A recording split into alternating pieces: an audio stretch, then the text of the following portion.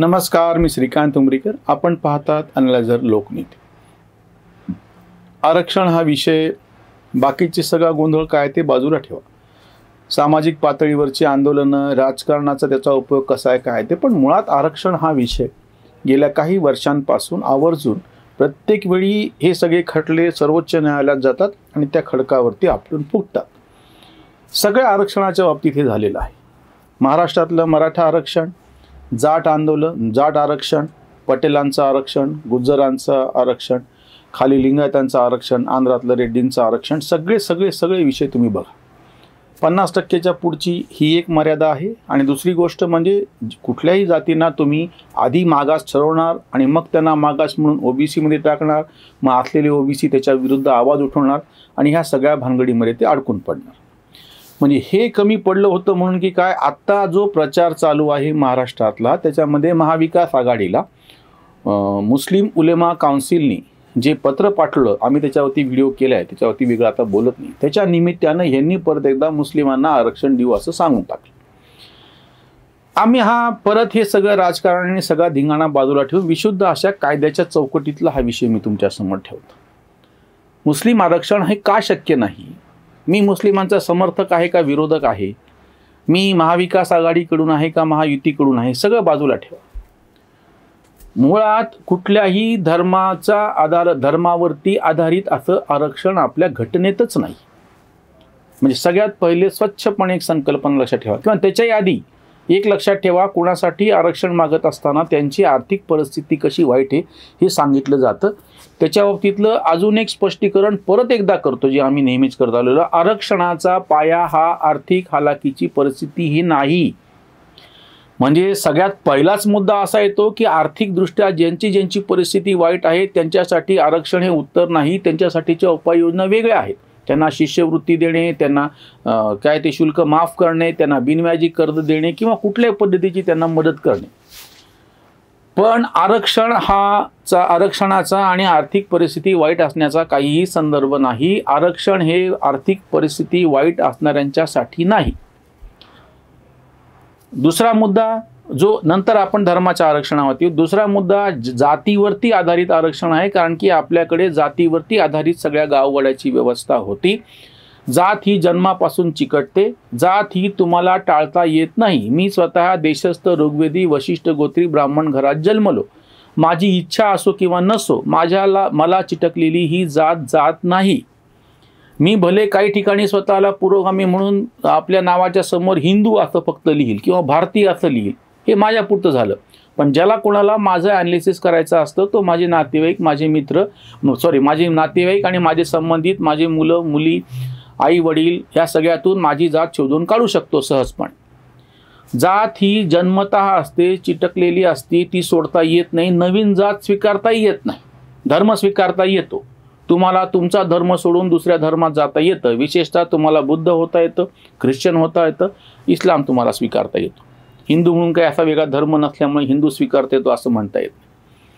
त्याच्यामुळे आणि धर्माच्या बाबतीमध्ये की जसं एक जात ही मागास आहे हे तुम्हाला दाखवून देता येतं, तसे आपल्याकडचे ऐतिहासिक, धार्मिक, सांस्कृतिक, राजकीय पुरावे आहेत.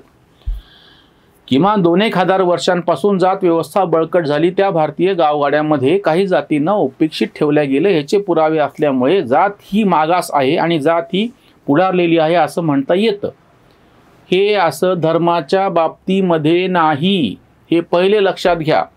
मुस्लिमांना आरक्षण द्या असं म्हणत असताना काही मुस्लिम जाती ह्या ओबीसीमध्ये मोडतात म्हणून त्यांना आरक्षण आहे असं पश्चिम बंगालमध्ये केल्या गेलेलं आहे, असं कर्नाटकामध्ये केल्या गेलेलं आहे. महाराष्ट्रातल्या काही मुस्लिम जातींना, अन्सारी वगैरे असे जे आहेत, त्यांना त्या ओबीसीमध्ये येतात, त्याच्यामुळे त्यांना ओबीसी प्रमाणपत्र मिळतं. ते जातीमुळे मिळतं, मुसलमान असल्यामुळे नाही. म्हणजे परत एकदा सांगतो, पहिला मुद्दा स्पष्टपणे लक्षात घ्या की कुठलाही आरक्षणाचा पाया हा तुमचा आर्थिकदृष्ट्या मागासलेपण नाही. नंबर 2, जातीवर आधारित आरक्षण आहे. कारण की जात ह्या मागास ठेवल्या गेलेल्या होत्या, जाती ह्या मागास ठेवल्या गेलेल्या होत्या. धर्म मागास ठेवल्या गेलेला नाही, कुठलाच धर्म मागास नाही. तुम्हाला धर्म बदलता येतो पण तुम्हाला जात बदलता येत नाही, ती तुमच्या हातात नाही. आता ह्या पार्श्वभूमीवरती जेव्हा केव्हा मुस्लिमांना तुम्ही आरक्षण देतो असं म्हणता, किती म्हणा, 4% म्हणा, 5% म्हणा, हे झालेलं आहे. पी.व्ही. नरसिंहरावांच्या काळात हे घडलं, त्याला न्यायालयामधून चपराक मिळाली, तेलंगणामध्ये ते करण्यात आलं, आधीच्या आंध्र प्रदेशमध्ये करण्यात आलं. वारंवार जेव्हा केव्हा जिथे कुठे मुस्लिमांना आरक्षण नावाचा विषय आला, तो प्रत्येक वेळी सर्वोच्च न्यायालयामध्ये जाऊन त्या खडकावरती फुटलेलं आहे ते जहाज. कोणी कितीही म्हणो, आपल्याकडच्या व्यवस्थेमध्ये किंवा जगभरामध्येच कुठेही सुद्धा, बाहेर तो प्रश्न येत नाही, पण तरी सुद्धा धर्म हा मागास ठरत नाही, जात ही मागास आहे, हे स्पष्टपणे मात्र समोर येतं. मग जेव्हा जेव्हा हे मुस्लिमांच्या मागासलेपणाचा उल्लेख करतात, मुस्लिमांची सामाजिक परिस्थिती वाईट असल्याचा उल्लेख करतात, मुस्लिमांची आर्थिक परिस्थिती वाईट असल्याचा उल्लेख करतात, त्या सगळ्यासाठी ज्या उपाययोजना करायच्या आहेत त्या वेगळ्या आहेत, त्या तशा केल्या गेल्या पाहिजेत, त्याचा आरक्षणाशी संबंध येत नाही. सगळ्यांचा जो भ्रम असतो की आर्थिकदृष्ट्या मागासलेपण दूर करण्यासाठी आरक्षण दिलं पाहिजे, आर्थिकदृष्ट्या मागासलेपण ही तात्पुरती फेज असते. झोपडपट्टीतला एक मुलगा योगायोगानं खूप चांगलं शिकला, उच्च पदस्थ नोकरी, व्यवसाय किंवा अजून काही करू लागला, त्याची आर्थिक परिस्थिती बदलली, तर तो झोपडपट्टीमध्ये असलेला बाप चांगल्या घरात राहायला लागतो, ती आई चांगल्या घरात राहायला लागते, त्याची भावंड चांगल्या ह्याच्यात राहायला लागतात, त्यांची परिस्थिती एका विशिष्ट फेजनंतर, अवस्थेनंतर बदलते. पण जातीच्या मागासलेपणाची अडचण अशी असते की प्रत्यक्ष पैसे दिल्याच्या नंतर सुद्धा एक अतिशय टोलेजंग असा बंगला आहे, त्याच्यामध्ये राहणारा एक दलित आहे, दुसऱ्याकडे बाजूला तितकाच टोलेजंग बंगला आहे, तिथे मध्ये राहणारा सवर्ण आहे, दोघांची आर्थिक परिस्थिती सारखीच आहे, दोघांच्या नोकऱ्या एकाच कॅटेगरीच्या आहेत किंवा दोघांच्या सारख्याच कंपन्यात, तरीही समाजामध्ये तो अतिशय उच्च शिक्षित, अतिशय धनवान असा दलित आणि उच्च शिक्षित धनवान असा सवर्ण, या दोघांना समाजामध्ये सारखं स्थान दिल्या जात नाही. त्याच्यामुळे आरक्षण हे ज्या जाती मागासलेल्या आहेत त्या जातींना इतरांच्या बरोबर आणण्याच्या त्याचा एक प्रयास म्हणून एक प्रतीक स्वरूपामध्ये दिला गेलेला आहे. हे विसरलं की प्रत्येक वेळी अडचण येते, मग ती मराठा आरक्षण असो, बाकीचे तर राज्यातले जाट, पटेल, गुज्जर, रेड्डी, लिंगायत सगळे आरक्षण असो, किंवा आता समोर आलेलं काय म्हणतील त्याला इस्लाम म्हणजे मुस्लिमांना दिल्या जाणारं आरक्षण असो. त्याच्यामुळे हे स्पष्टपणे लक्षात घ्यायला पाहिजे की कुठल्याही आरक्षणाचा पाया हा आर्थिक निकष नाही, तुमचा आर्थिक मागासलेपण नाही, धर्म नाही. त्याच्यामुळे मुस्लिमांना आरक्षण नावाची गोष्ट शक्य नाही. त्याच्यावरची ही उसंत वाणी. मुस्लिमांना म्हणे देऊ आरक्षण, मतांध लक्षण काँग्रेसींची. आरक्षणासाठी आधारणा धर्म, जाणतीना वर्म घटनेचे. मागास जातींच्या हिताचे रक्षण, आले आरक्षण त्याच्यासाठी. धर्म ना कोणता कधीच मागास, कशाला हव्यास आरक्षण. धर्म बदलती कुणी नि केव्हाही, जातीचे ना काही तसे कुठे. जन्मासंगे पक्की चिकटते जात, आरक्षण हात आधाराला. लांगुल चालन चाले मतांसाठी, हणा त्यांना काठी कांत म्हणे, हणा त्यांना काठी कांत. जे कोणी मुस्लिमांच्या आरक्षणाचं समर्थन करायला लागले त्यांना कायद्याची काठी तर डोक्यावर बसलेलं, त्याच्यावर वेगळं काही सांगायची गरज नाही. पण एरवी सुद्धा त्याचं समर्थन करणाऱ्यांना लक्षात घ्या की त्यांनी ह्याचा काहीच विचार केलेला नाहीये. कायद्याच्या चौकटीमध्ये धर्माच्या आधारावर आरक्षण टिकू शकत नाही.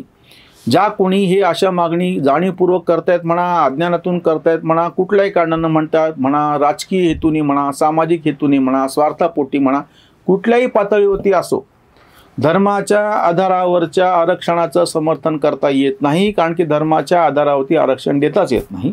नंबर 2, ज्या कोणाला आर्थिकदृष्ट्या मागास असणाऱ्यांच्या आरक्षणाचं समर्थन करायचे ती पण अडचण आहे. आताही EWS प्रमाणे दिल्या गेलेलं आरक्षण संशयास्पदच आहे. ओबीसींना दिलेलं गेलेलं आरक्षण सुद्धा संशयास्पदच आहे. मी परत सांगतो, SC STच्या शिवाय कुठलंच आरक्षण नैतिकदृष्ट्या आणि कायद्याच्या चौकटीमध्ये टिकू शकत नाही. जेव्हा केव्हा जातनिहाय जनगणना येईल तेव्हा ओबीसी आरक्षणाचं पण बिंग फुटेल. EWSचं आरक्षण तर संशयास्पद आहेच आहे. बघूयात काय होतं ते. आता जो विषय महाविकास आघाडीने छेडलेला आहे तो पूर्णपणे संशयास्पद आहे आणि तो कायद्याच्या आधारावरती टिकू शकत नाही. मुस्लिमांना आरक्षण धर्माच्या आधारावरती म्हणून जे आहे ते मिळू शकत. इथंच थांबूयात. धन्यवाद.